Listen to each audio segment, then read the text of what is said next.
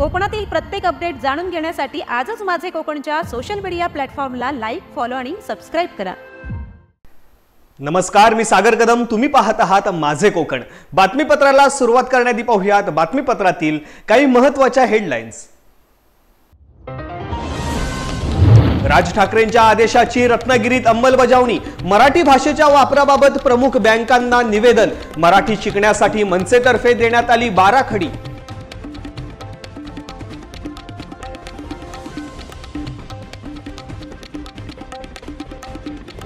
महाडमधील तलाठी आणि मंडळ अधिकारी एसीबीच्या जाळ्यात, वारस नोंद करण्यासाठी मागितली 3000ची लाच, एसीबी अधिकाऱ्यांनी लाच घेताना दोघांनाही पकडले रंगेहात।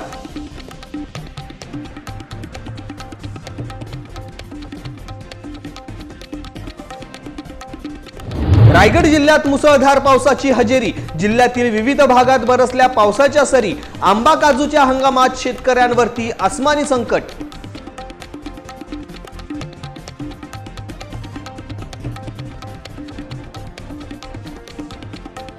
आणि अश्विनी बिद्रे हत्याकांड प्रकरणाचा आज पनवेल सत्र न्यायालयात लागणार निकाल। या प्रकरणाची सुनावणी जवळपास 7 वर्षे चालली। प्रकरणात 80 पेक्षा जास्त साक्षीदारांची तपासणी।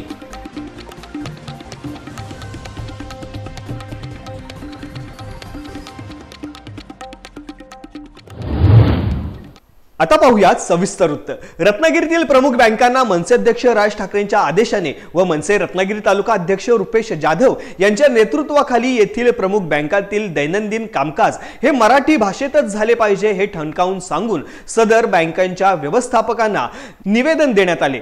तसेच येथील अमराठी बँक कर्मचाऱ्यांना मराठी भाषा शिकण्याचे निर्देश देऊन त्यांना 12 खडी मनसेतर्फे देण्यात आली। रत्नागिरी तालुका मनसेतर्फे प्रमुख बँकांमध्ये जाऊन तेथील अधिकारी कर्मचाऱ्यांची भेट घेण्यात आली। बँकांच्या व्यवहारामध्ये जास्तीत जास्त मराठीचा वापर करण्यात यावा, अधिकारी कर्मचाऱ्यांनी देखील ग्राहकांशी मराठीतच संवाद साधावा याबाबत शांततापूर्ण निवेदन देऊन आग्रही मागणी करण्यात आली।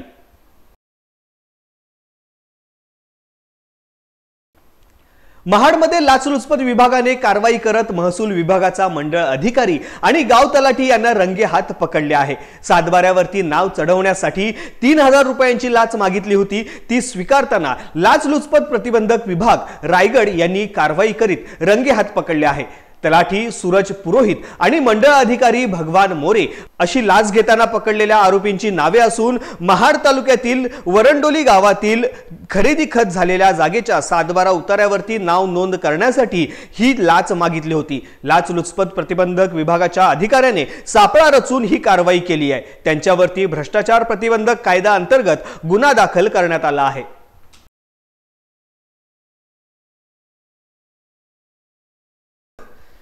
रायगड जिल्ह्यामध्ये अवकाळी पावसाने हजेरी लावली आहे। अचानक आलेल्या मुसळधार पावसाने नागरिकांची मात्र त्रेधा तिरपीट उडवली आहे।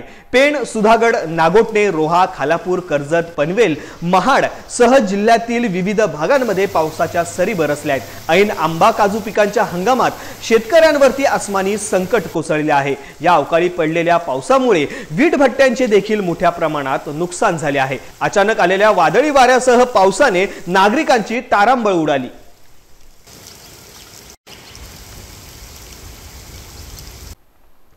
भारतीय हवामान विभाग मुंबई यांनी 4 एप्रिल रोजी दुपारी 4:45 वाजता जारी केलेल्या इशाऱ्यानुसार रायगड जिल्ह्यातील काही भागात व पेण तालुक्यात तब्बल 5.5 तास विजांच्या कडकडाटासह 30 ते 40 किलोमीटर ताशी वादळी वाऱ्यासह हलक्यापासून मध्यम स्वरूपाचा पाऊस पडला आहे। हवामान खात्याने नागरिकांना गरज नसल्यास बाहेर न पडण्याचा सल्ला दिला असून वादळी वाऱ्यापासून व सुरक्षिततेच्या दृष्टिकोनातून खबरदारी घेण्याचे आवाहन देखील केले आहे।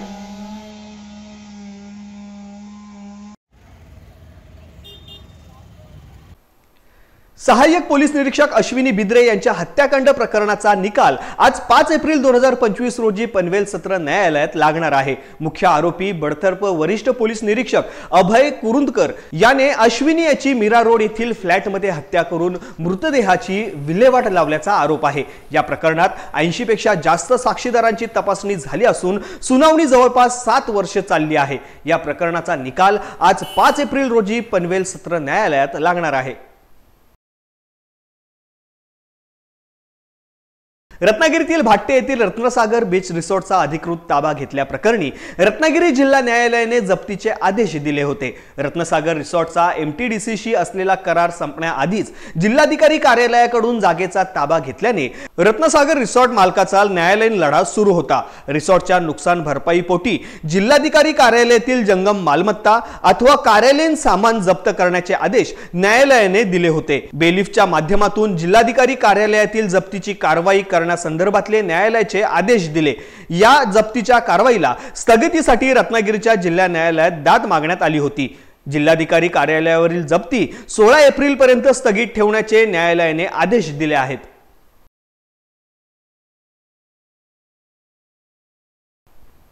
मंत्री आदिती तटकरे यांनी रत्नागिरीतील हिंदू हृदय सम्राट बाळासाहेब ठाकरे तारांगण, रत्नदुर्ग किल्ल्याच्या पायथ्याशी उभारण्यात आलेली शिवसृष्टी, छत्रपती संभाजी महाराज पूर्णाकृती पुतळा, विठ्ठल मूर्ती आणि थिबा पॅलेस येथील 3D शो भेट देऊन पाहिला। हे सर्व पाहिल्यावर त्यांनी समाधान व्यक्त केलंय। पाहुयात काय म्हणाले आहेत मंत्री आदिती तटकरे।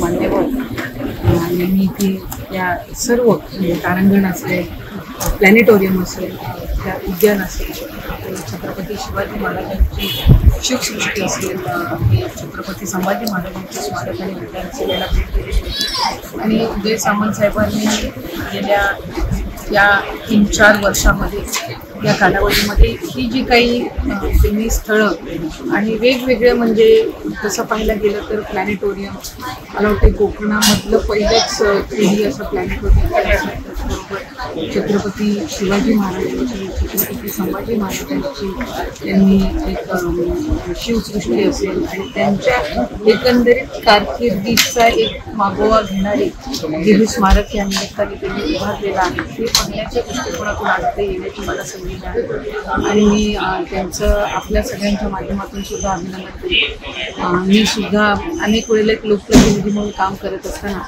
वेगवेगळ्या मतदारसंघामध्ये जे आपले सहकारी मंत्री किंवा लोकप्रतिनिधी, आमदार, खासदार मोठे असतात यांनी आपापल्या जी काही त्यांची दूरदृष्टी असते किंवा त्यांची जी संकल्पना असते त्यातून काय मतदारसंघासाठी विकासात्मक ते करतात याचे कुतूहल नेहमीच असतात।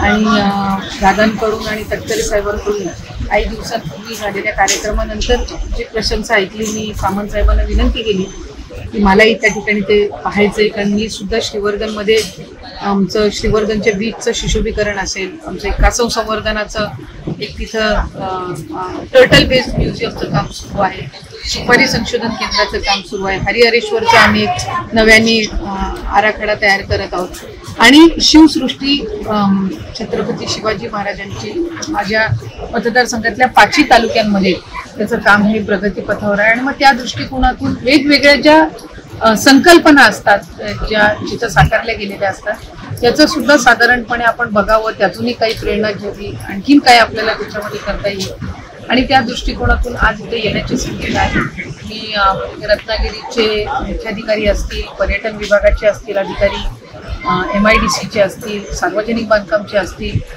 यांचे या निमित्ताने मी अभिनंदन करीन। प्लॅनेटोरियम बघितलं तिथं सुद्धा म्हणजे चांगल्या पद्धतीनं ते चालवत आहेत आणि वेगवेगळ्या म्हणजे मला असं वाटतं की आत्तापर्यंत कोकणामध्ये अशा पद्धतीचं वेगवेगळ्या एज ग्रुप्सला, वयोगटाला तिथं आणावंसं असं काही प्लॅनेटोरियम आपल्याकडे नव्हतं आणि ते पहिल्यांदाच त्या निमित्ताने आहे। दुसरी एक अतिशय मला जी गोष्ट तिथं भावली ती म्हणजे रत्नागिरीचं वैशिष्ट्य जे आहे, जी मंदिरं असतील किंवा जी स्थळं असतील, स्मारकं असतील, त्याची एक चांगली प्रतिकृती अशी एक संबंध त्यांनी जे एक दालन त्याचं एक स्वतंत्र तयार केलेलं आहे। मला वाटते आल्यानंतर रत्नागिरीमध्ये जी जी काही वैशिष्ट्य आहेत ती त्या दालनामध्ये आपल्याला पाहायला मिळतात। त्यामुळे ही संपूर्ण जी संकल्पना आहे ती एका बाजूला ठेवणं हे एक असतं, पण ती प्रत्यक्षात उतरवणं याला एक विशेष महत्त्व असतं आणि ते त्या निमित्ताने आज पाहायला मिळालं। मी सगळ्या ज्या ज्या यंत्रणा याच्यामध्ये यांनी काम केलं त्यांचं अभिनंदन करेन। आपल्या माध्यमातून रत्नागिरी जिल्ह्यामध्ये, शहरामध्ये राहणाऱ्या नागरिकांना मी विनंती करेन की ही जी सगळी स्थळं आहेत ही खऱ्या अर्थानं एका बाजूला आपलं वैभव वाढवणारी तर आहेतच, पण त्याचबरोबर आलेले येणारे जे पर्यटक आहेत यांना आणखीन आपल्याला आकर्षित करायचं असतील तर ही सर्व परिसर स्वच्छ ठेवण्याची जेवढी शासनाची जबाबदारी आहे प्रशासनाची तेवढीच नागरिक म्हणून आपल्या सगळ्यांची सुद्धा आहे. आणि मला खात्री आहे की रत्नागिरी जिल्ह्यामध्ये पर्यटन हे अनेक आपल्या बीचेसवर असतंच, पण हे जे काही स्थळं ही जी निर्माण झालेली आहेत याच्यातून आणखीन मोठ्या पद्धतीनं आपल्याकडे येणाऱ्या पर्यटकांची आणि शिवभक्तांची संख्या वाढणार आहे. त्यामुळे मी मनापासून उदय सामंत साहेबांचेही अभिनंदन करेन आणि सर्व ज्या शासकीय यंत्रणा आहेत त्यांनाही मनापासून. एकीकडे मोबाईल आणि सोशल मीडियाच्या काळात अनेक मैदानी खेळ लुप्त होत असल्याचे आपल्याला पाहायला मिळते. आपल्या मातीतले पारंपरिक खेळ टिकून राहण्यासाठी ओम साई क्रीडा मंडळातर्फे येत्या 5 व 6 एप्रिल रोजी भव्य अशा जिल्हास्तरीय कबड्डी स्पर्धेचे आयोजन खेड येथील शिवतर रोड येथे करण्यात आलेले असून या स्पर्धेची पूर्व नियोजनाची तयारी करत असताना यश खेडेकर, सागर खेडेकर, NB पाटील व इतर आयोजक उपस्थित होते. या संपूर्ण स्पर्धेची माहिती ओम साई क्रीडा मंडळाचे सदस्य यश खेडेकर यांनी माझे कोकणशी बोलताना दिली आहे. पाहूयात. नमस्कार, मी शुभम. तुम्ही बघताय कोकणाचा नंबर 1 चॅनल माझे कोकण न्यूज चॅनल. एकीकडे मोबाईलच्या युगामध्ये तरुण पिढी हरवली असताना आता मैदानी खेळ आपल्याला खूप कमी प्रमाणात पाहायला मिळतात. अशातच एक युवा पिढी, एक युवा आदर्श घेऊन खेडवासियांसमोर आलेला आहे. ओम साई क्रीडा मंडळातर्फे भव्य दिव्य जिल्हास्तरीय कबड्डी स्पर्धेचं आयोजन खेडमध्ये होतं आणि आयोजनाचं स्वरूप, आयोजनाचं संपूर्ण नियोजन कशा प्रकारे असणार आहे आपण आयोजकांकडून ऐकून घेऊया. खरं तर ह्या तुमच्या निर्णयाचं स्वागत आहे. बघायला गेलं तर मैदानी खेळ हे खूप कमी प्रमाणात असते आणि कबड्डी त्यातल्या त्यात बघायला गेलं तर कोकणामध्ये खूप प्रसिद्ध आहे, पण तो खूप कमी प्रमाणात खेळला जातो. आणि आजची जी युवा पिढी आहे ही मोबाईलमध्ये पूर्णपणे हरवून गेलेली असते.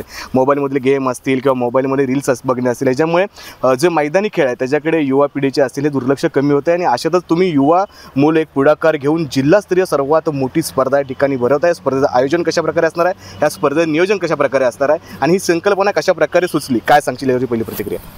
नमस्कार, मी एक ओम साई क्रीडा मंडळाचा एक सदस्य. संकल्पना अशी झाली की आम्ही सातत्याने तालुकास्तरीय कबड्डी स्पर्धा दरवर्षी आयोजित करत असतो, परंतु ह्यावेळी सर्व खेळाडूंनी एक विचार केला की आपण एक रत्नागिरी जिल्ह्यामधील एक जिल्हास्तरीय कबड्डी स्पर्धेचं एक आयोजन करूया, जेणेकरून बाहेरचे खेळाडू आज आपल्या इथे खेळून आपल्या लोकांनाही हा खेळ पाहायला मिळेल, त्यातूनच आम्हालाही काही शिकायला मिळेल. या दृष्टिकोनातून आम्ही आज नियोजन केलेलं आहे जिल्हास्तरीय स्पर्धेचं.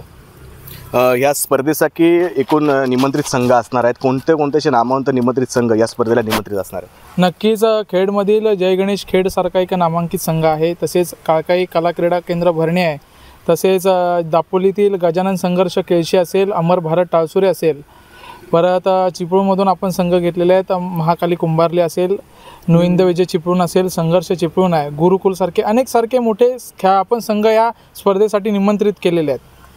या स्पर्धेसाठी खूप मोठ्या प्रमाणात स्टेज उभारलेले आहेत, मैदान देखील मोठ्या प्रमाणात आहे.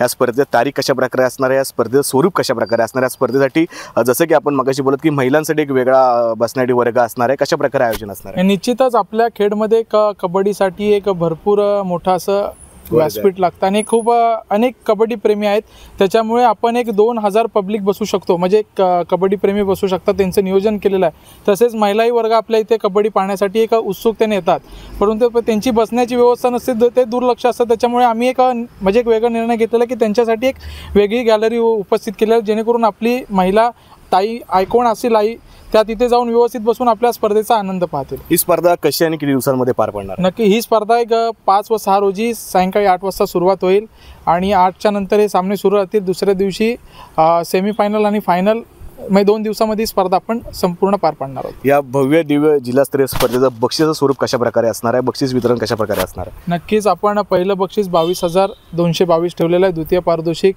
15,555 ठेवलेलं आहे, तृतीय 7,777 आणि चतुर्थ 5,555 ठेवलेलं आहे. आकर्षक चषक आहेत, तसेच आपण सर्वोत्कृष्ट पकड, सर्वोत्कृष्ट चढाईपटू, तसेच सर्वोत्कृष्ट अष्टपैलू खेळाडू याच्यासाठी खास बक्षीस आपण ठेवलेले आहेत. आणि अनेक असे बक्षीस आहेत ज्यातून खेळाडूंनाही आनंद मिळेल आणि एक नवीन खेळ साकारेल त्या दृष्टीने या स्पर्धा घेण्यात आलेल्या आहेत. नक्कीच एक आगळा प्रश्न आहे, जसं की तू म्हटलंस की याच्या अगोदर आपण तालुकास्तरीय स्पर्धा भरवतो आणि आता जिल्हास्तरीय स्पर्धेमध्ये आपण पुढाकार घेत आहोत. तालुका स्पर्धा भरवताना नियोजन वेगळं असतं, जिल्हास्तरीयचं नियोजन पूर्णपणे वेगळं असतं. ही सगळी स्पर्धा आयोजित करताना हा सगळा मोठा सेटअप उभारताना कशा प्रकारे आव्हान होतं आणि काय काय चॅलेंज तुमच्यासमोर येते? चॅलेंज तर खूपच मोठं होतं, पण सर्वप्रथम मी सर्व जे आम्हाला देणगीदार आहेत मी सर्वप्रथम त्यांचे आभार मानतो. कारण स्पर्धा घेणं एक सोपं असतं, पण त्या पाठीमागे जो पैसा लागतो, जी कुठली गोष्ट लागते, मेहनत आम्ही करू शकतो, पण जो पैशांचा पाठबळ लागतो हे सर्व असे दिग्गज मान्यवर असतात त्यांच्याकडूनच मिळतो. आणि त्यांनी अतिशय छानरित्या आम्हाला प्रतिसाद देऊन अतिशय सुंदररित्या म्हणजे म्हणतात पैशाच्या स्वरूपात असेल कुठल्याही स्वरूपात असेल ती चांगली मदत करून आज आम्ही त्यांच्या आशीर्वादाने आणि सर्व कबड्डी प्रेमींच्या आशीर्वादाने आपण ही स्पर्धा पार पाडणार आहोत 5-6 रोजी.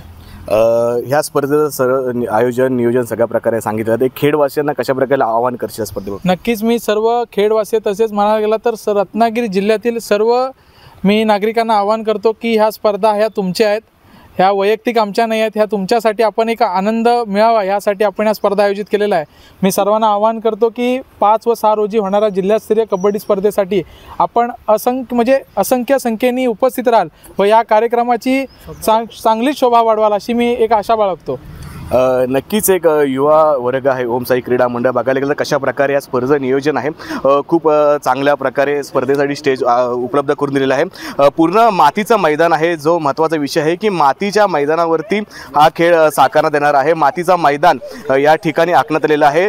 खेळ नव्हे तर संपूर्ण जिल्ह्यातील नामांकित संघ आहेत या ठिकाणी निमंत्रित आहेत आणि या ठिकाणी ते त्यांचा खेळ या ठिकाणी दाखवणार आहेत. सर्वात महत्त्वाची गोष्ट म्हणजे महिला वर्गांसाठी एक विशिष्ट प्रकारचे बसण्याची आसन व्यवस्था या ठिकाणी केलेला आहे.